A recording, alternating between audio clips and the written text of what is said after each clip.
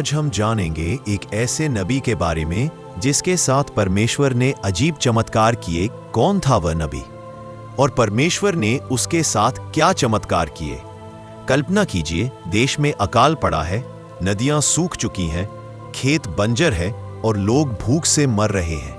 लेकिन इसी समय परमेश्वर एक नबी को उठाता है, एलियाह। यह कहानी है उसके जीवन की, जहां कौवे उसे भोजन लाकर खिलाते हैं, एक विधवा के घर में आटा और तेल खत्म नहीं होता और एक मृत बच्चा फिर से जीवित हो उठता है। आइए शुरू करते हैं इस रोमांचक और आत्मा को छू लेने वाली सच्ची घटनाओं को। कल्पना कीजिए, एक ऐसा समय जब आसमान से पानी गिरना बंद हो जाए, खेत सूख जाएं, लोग बूंद बूंद पानी के लिए तड़प उठे। यह कोई सपना नहीं, यह इस्राएल का सच था। और इस सब के पीछे खड़ा था एक अकेला इंसान, परमेश्वर का नबी एलियाह।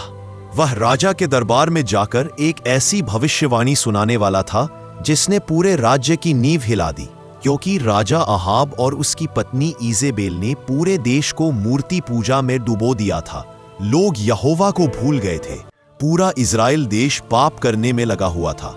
यह सब देखकर परमेश्वर को क्रोध आया और परमेश्वर ने एलिय्याह को कहा, राजा अहाब के पास जा और जो कुछ मैं तुझे कहूं वह राजा को कहना और उसे चेतावनी देना। यह सब आज्ञा पाकर एलिय्याह राजा अहाब के दरबार में चला जाता है। लेकिन तभी दरबार के बीचों बीच एक अनजाने चेहरे ने कदम रखा और वो था नबी एलिय्याह। जब एलिय्याह राजा अहाब के दरबार में गया और वह जाकर राज दरबार में राजा के सामने खड़ा हुआ और उसने कहा, देख राजा, तूने सच्चे यहोवा को छोड़कर मूर्तियों की पूजा करनी शुरू कर दी है और मूर्तियों को अपना खुदा माना। तूने और तेरी पत्नी ने पूरे इस्राएल को मूर्तियों पर लगा दिया और तूने सच्चे यहोवा का डर नहीं रखा और पूरे इस्राएल को अपने पाप से दूषित किया। अब देख, जब तक मैं ना कहूं, ना तो आसमान से बरखा होगी और ना ही ओस गिरेगी। परमेश्वर का क्रोध तेरे और तेरे राज पर है। यह सब सुनते ही राजा और उसकी पत्नी उसे पर क्रोधित हुए, पर एलिय्याह ये सब चेतावनी देकर वहां से चला गया। सोचिए, एक साधारण इंसान राजा के सामने खड़ा होकर ऐसा साहसिक ऐलान करता है। लेकिन एलिय्याह डरता नहीं, क्योंकि उसे पता था उसके शब्द उसके नहीं बल्कि परमेश्वर के हैं। अब अहाब और इजेबेल ने एलिय्याह को मारने की ठानी, क्योंकि एलिय्याह के कहे अनुसार ना तो धरती पर वर्षा हुई और ना ही ओस गिरी और उस देश में अकाल पड़ गया। लेकिन परमेश्वर ने एलिय्याह से कहा, कदरोनी नदी के पास जा, मैं तेरे रहने और तेरे खाने का इंतजाम करूं, मैं तुझे वहां छुपाऊंगा। और परमेश्वर ने कहा, पहाड़ी कौवे तेरे लिए भोजन लेकर आएंगे। थका हुआ एलिय्याह जंगल में पहुंचा। सूखी धरती, बंजर पेड़ और बस एक बहती हुई नदी। अचानक आसमान से पंखों की फड़फड़ाहट सुनाई दी। कौवे आ रहे थे और उनकी चोंच में रोटी और मांस था। जैसे परमेश्वर ने एलिय्याह को कहा था, वैसा ही उसने पाया। सुबह सुबह, शाम शाम, हर दिन कौवे उसके लिए खाना लाते। सोचिए, जिन पक्षियों को लोग अपवित्र मानते थे, उन्हें भी परमेश्वर ने अपने सेवक बना दिया। कौवे बार बार भोजन लाते हुए एलिय्याह आश्चर्य और कृतज्ञता से परमेश्वर की ओर देखता है और परमेश्वर का धन्यवाद करता है। देखिए, परमेश्वर हमारी जरूरत पूरी करने के लिए कभी कभी सबसे अनोखे रास्ते चुनता है। जहां कोई उम्मीद नहीं, वहीं से वह आशीष भेज देता है। ऐसे ही एलिय्याह वहां परमेश्वर का धन्यवाद करता और कई दिन वहां पर रहा, जब तक कि परमेश्वर ने उसे आगे जाने के लिए ना कहा। कल्पना कीजिए, एक ऐसा समय जब आसमान से बरसात रुक जाए, धरती प्यास से फटने लगे और लोग अपने घरों में खाने का एक टुकड़ा तक ढूंढते रह जाए। यही समय था जब परमेश्वर ने अपने नबी एलिय्याह को एक गरीब विधवा औरत के पास भेजा, जहां चमत्कार ने जन्म लिया। राजा अहाब को चेतावनी देने के बाद एलिय्याह छिपा हुआ था। कौवों ने उसे भोजन दिया, लेकिन समय आया कि वह आगे बढ़े। परमेश्वर ने कहा, एलिय्याह से कहा, सरेप्ता नगर में एक विधवा है, वही तुझे भोजन देगी। जरा सोचिए, एक विधवा औरत जिसके पास पहले से ही कुछ नहीं था, और परमेश्वर एलिय्याह को उसके पास जाने को कह रहा है, क्योंकि यहोवा जानता था आगे क्या होने वाला है। थका हुआ एलिय्याह उस नगर की ओर चला, बिना जाने कि वहां एक अनोखा चमत्कार उसका इंतजार कर रहा है। जब एलिया नगर के पास पहुंचा, एलियाह ने एक विधवा को देखा। वह नगर के पास सूखी लकड़ियां इकट्ठी कर रही थी। वह अपने छोटे से बच्चे के लिए आखिरी बार रोटी पकाने की तैयारी कर रही थी। एलियाह ने उससे कहा, पहले मुझे थोड़ी रोटी और पानी दे। विधवा चौंक गई और उसके आंसू बहने लगे। उसने कहा, मेरे पास बस एक मुट्ठी आटा और थोड़ा तेल बचा है।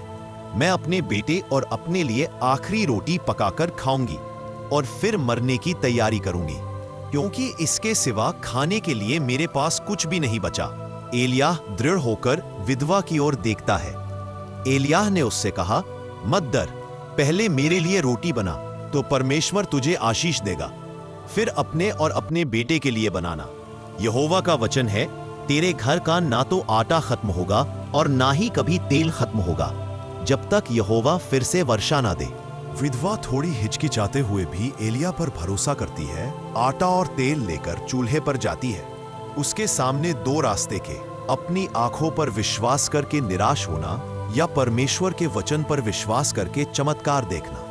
तभी उसने रोटी पकाई और एलिया को लाकर दी, और जब वह दोबारा रोटी पकाने के लिए अपने कमरे में गई तो उसने क्या देखा, और वह आश्चर्य रह गई। उसकी हांडी आटे से परी पड़ी थी और तेल का मटका भी भरा था।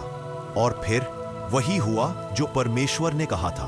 उसके घर का आटा खत्म नहीं हुआ, तेल की हांडी खाली नहीं हुई। हर दिन, हर सुबह, हर शाम परमेश्वर ने उनकी जरूरत पूरी की। इसी विधवा के घर से उसने और उसके घराने में 3 साल तक खाया। यह देखकर सब चकित रह गए। विधवा और बच्चा खुशी से खाना खाते हैं। एलिया कृतज्ञता से परमेश्वर की ओर देखता है और परमेश्वर को धन्यवाद देता है। सचमुच, जब हम परमेश्वर पर भरोसा करते हैं और अपने थोड़े से को भी उसकी आज्ञा में देते हैं, तो वही थोड़ा आशीष बनकर बढ़ जाता है। परमेश्वर ने एलियाह को एक विधवा के घर भेजा था।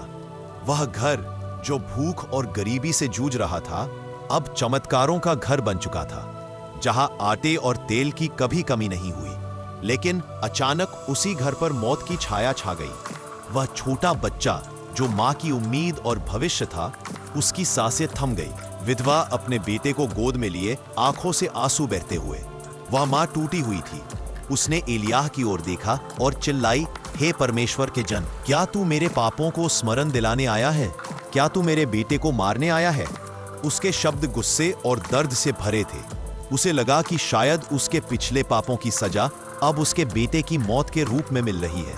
वह रोती रही, चिल्लाती रही और एलियाह को सवालों से घेर लिया। एलियाह का दिल भी टूट गया। वह जानता था कि यह विधवा उसी पर भरोसा करके जिंदा है। अब उसके घर में यह त्रासदी क्यों? एलियाह ने बच्चे को अपनी बाहों में उठाया और ऊपरी कमरे में चला गया। वह कदम कदम पर प्रार्थना कर रहा था। उसके दिल में बोझ था, लेकिन विश्वास भी था। एलियाह बच्ची को बिस्तर पर लिटाता है, घुटनों पर गिरकर रोता है, गहरी आवाज, भावनाओं के साथ। एलियाह चिल्लाया, हे यहोवा मेरे परमेश्वर, क्या तू इस स्त्री पर दुख लाया है कि उसका बेटा मर जाए? हे यहोवा, मैं तुझसे विनती करता हूं, इस बच्चे की आत्मा फिर लौट आए। उसने बच्चे पर झुककर 3 बार प्रार्थना की। उसके आंसू जमीन पर गिर रहे थे। उसके शब्द एक पुकार थे, निराशा और विश्वास का संगम। एलियाह बार बार हाथ उठाकर आसमान की ओर पुकारता है। सच्ची प्रार्थना सिर्फ शब्द नहीं होती, वह दिल की गहराई से निकली हुई चिल्लाहट होती है, जिसे स्वर्ग कभी अनसुना नहीं करता। अचानक बच्चे की छाती हिलने लगती है, आंखें धीरे धीरे खुलती हैं, और फिर वह क्षण आया। परमेश्वर ने प्रार्थना सुनी। बच्चे की आत्मा लौट आई। उसकी आंखों में रोशनी आ गई, होठों पर जीवन लौट आया। वह बैठ गया, वह जीवित हो गया। एलियाह बच्चे को गोद में उठाकर नीचे मां के पास लाता है। विधवा के चेहरे पर पहले आश्चर्य हुआ, फिर आंसू निकले और फिर मुस्कान छा गई। उसने अपने बेटे को गले से लगाया। उसके होंठ कांप रहे थे और विधवा ने कहा, अब मुझे सच्चाई से पता चला है कि तू परमेश्वर का जन है और तेरे मुंह से जो वचन निकलता है वह सत्य है। जब परमेश्वर हमारे जीवन में चमत्कार करता है तो हमारा विश्वास सिर्फ बढ़ता नहीं बल्कि अटूट हो जाता है। परमेश्वर की उपस्थिति सिर्फ आटे और तेल की बरकत तक सीमित नहीं है, वह जीवन और मृत्यु पर भी अधिकार रखता है। सच्ची प्रार्थना मौत की छाया को भी तोड़ सकती है। परमेश्वर का वचन सत्य है और उसका दूत कभी व्यर्थ नहीं आता। तो देखा आपने परमेश्वर ने कैसे अपने नबी एलिया के साथ कार्य किए। जहां भूखा नबी था वहां परमेश्वर ने कौओं को भेजा। जहां एक गरीब विधवा के पास बस मुट्ठी भर आटा और थोड़ी सी तेल थी, वहां परमेश्वर ने उसकी झोली को भर दिया। और जहां मौत ने एक बच्चे की सांसें छीन ली, वहां परमेश्वर ने अपनी शक्ति से उसे फिर से जीवन दे दिया। ये सिर्फ पुरानी कहानियां नहीं है, ये जीते जागते सबूत हैं कि परमेश्वर आज भी वही है, कल, आज और सदा एक समान। वह भूख में रोटी देता है, कमी में बरकत देता है। वही परमेश्वर आज भी आपके साथ है। वह आपको भी उठाएगा, संभालेगा और आपके जीवन में चमत्कार करेगा।